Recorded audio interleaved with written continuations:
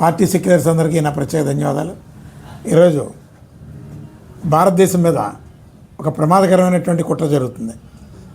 మన ఆడబిడ్డలందరూ కూడా చాలా జాగ్రత్తగా భద్రతగా ఉండాల్సినటువంటి అవసరం ఉంది. కుటుంబాలు కూడా జాగ్రత్తగా చూసుకోవాలి.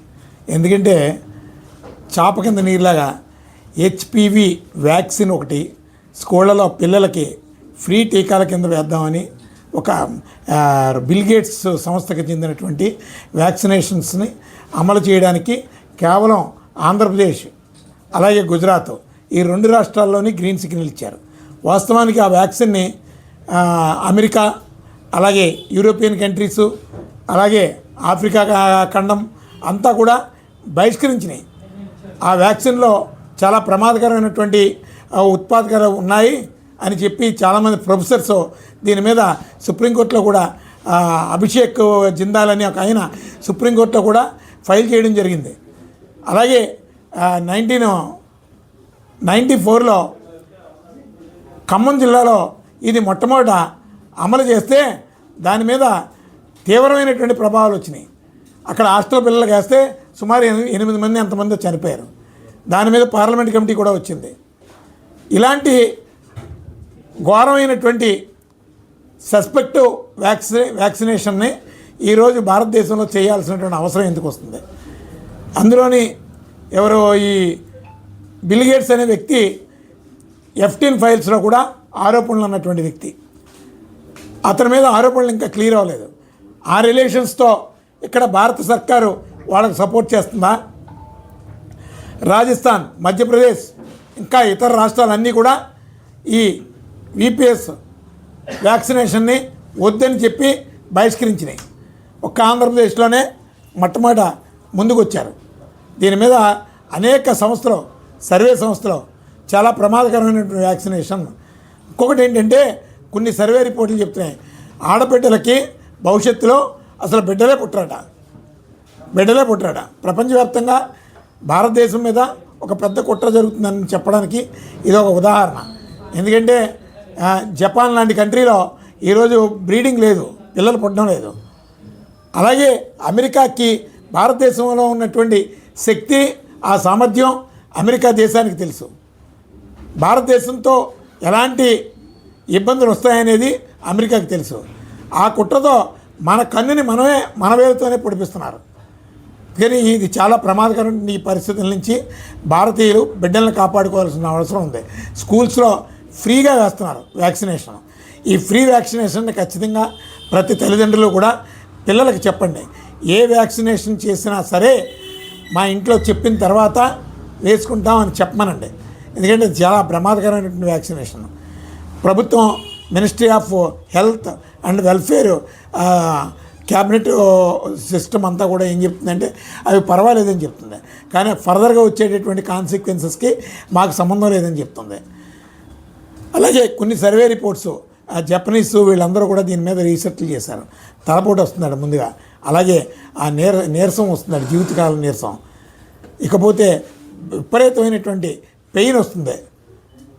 ఇవన్నీ కూడా ఒక 1 ఇయర్ పోయిన తర్వాత చాలా దీర్ఘకాలికమైనటువంటి వ్యాధులకి ఇది ఒక మార్గంగా మారుతుంది. అందుకని భారతదేశం మీద చాలా పెద్ద కుట్ర జరుగుతుంది.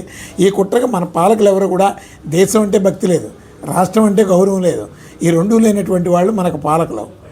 ఇలాంటి పాలకులతో చాలా ప్రమాదకరమైనటువంటి పరిస్థితులు భారతదేశంలో ఉన్నటువంటి ప్రజలు ఫేస్ చేయాల్సినటువంటి అవసరం వస్తుంది.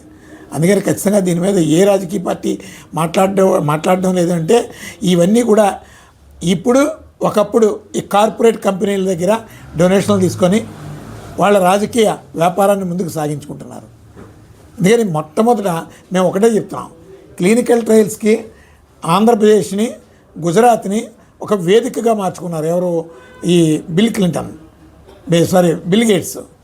అక్కడ క్లినికల్ ట్రయల్స్ జరపడానికి అమెరికా అలాగే యూరోపియన్ కంట్రీస్ ఇవేమి కూడా అంగీకరించలేదు. భారతదేశం చౌకగా ఉంది. వాళ్ళు ఏం చెప్పినా అమెరికన్స్ శాసిస్తే ఇక్కడ మోడీ రెడీగా ఉన్నాడు, చంద్రబాబు నాయుడు గారు రెడీగా ఉన్నారు. వాళ్ళకి ఎదురు చెప్పేటటువంటి పరిస్థితులు లేవు. అందుకని ఖచ్చితంగా ఇక్కడ వాళ్ళు ఏదైనా చేస్తారు. అసలు ఒరిజినల్గా ఏ వ్యాక్సినేషన్ అయినా సరే ట్రయల్స్ మొట్టమొదట ఎలుకల మీద, గినియా పందుల మీద అలా మొట్టమొదట జరపాలి. ఇవేమీ జరపకుండా డైరెక్ట్గా పిల్లల మీద చేయడం అంటే ఎంత అన్యాయమైనటువంటి చర్యో ఒకసారి ఆలోచించండి. దీన్ని ఖచ్చితంగా రాజకీయ పార్టీలు బానిసలుగా మారిపోయినాయి. ఈ భారతదేశంలో ఈ కార్పొరేట్ రాజకీయ పార్టీలన్నీ కూడా బానిసలుగా మారిపోయినాయి. మన ప్రాణాలకి, మన బిడ్డల ప్రాణాలకి, భవిష్యత్తుకి గ్యారంటీ లేదు. అందుకని మనమే చైతన్యవంతులు అవ్వాల్సినటువంటి అవసరం ఈరోజు ఉంది.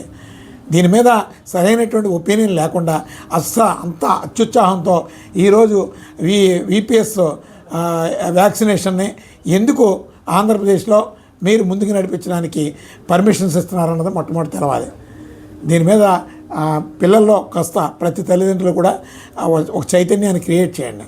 అవసరం అనుకుంటే సోషల్ మీడియాస్లో ఖచ్చితంగా దీని మీద వ్యతిరేకత తెలియజేయండి. ఎందుకంటే రాజస్థాన్, నార్త్ సైడ్ అందరూ కూడా స్టూడెంట్స్ కూడా ఈరోజు తీవ్రంగా వ్యతిరేకిస్తున్నారు. ఒక్కడ మీరు గమనించండి, ప్రజలందరూ కూడా ఈ భారతదేశంలో కరోనా లాంటి ఘోరమైనటువంటి స్థితిలో కూడా వ్యాక్సినేషన్స్ని, అలాగే దీర్ఘకాలిక ప్రాణాపాయమైనటువంటి మందుల్ని అన్నింటినీ కూడా, చివరికి శానిటరీ ప్యాడ్స్ కూడా వాళ్ళు జిఎస్టీ ట్యాక్స్ వేసి అమ్మారు. అవి ఫ్రీగా ఇవ్వలేదు. ఈ దేశం ఒక పాండమిక్ పరిస్థితిని ఫేస్ చేస్తున్నటువంటి టైంలో ఈరోజు ఈ వ్యాక్సిన్ని ఫ్రీగా ఇవ్వడం వల్ల ఆంతర్యం ఏంటో ప్రతి భారతీయుడు గమనించాల్సినటువంటి అవసరం ఉంది. వాళ్ళ బిడ్డలకి, ఈ కార్పొరేట్ శక్తుల బిడ్డలకి ఈ వ్యాక్సినేషన్స్ జరగవు. ఇక్కడ భారతదేశంలో ప్రజలు అమాయకులు అనేక అక్రమ కేసుల్లోని, అవినీతి కేసుల్లోని ఇరుక్కుపోయి ఉన్నారు. అందుకని వాళ్ళకి ఎదురు చెప్పేటటువంటి పరిస్థితి లేదు. మోదీ ఖచ్చితంగా ఇక పేరుకి ప్రధానమంత్రి, కానీ అతను అమెరికా చెప్పినటువంటి శాసనాలనే అమలు చేస్తుంది. ఇలాంటి పరిస్థితుల నుంచి ఖచ్చితంగా భారతదేశాన్ని మనం కాపాడుకోవాల్సిన అవసరం ఉంది. మన బిడ్డలను మనమే కాపాడుకోవాలి. ప్రభుత్వాలు కాపాడవు, ప్రభుత్వాలు చెప్పవు. అందుకని ప్రభుత్వాలంతా కూడా దోపిడీకి బానిసలుగా మారిపోయారు.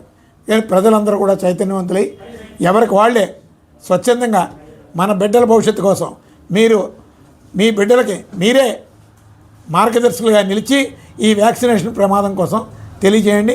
అలాగే ప్రభుత్వానికి చెప్తున్నాం, మీరు వ్యాక్సినేషన్ బలవంతంగా చేస్తే ఆ పరిణామాలు ఖచ్చితంగా ప్రభుత్వం అనుభవించాల్సి వస్తే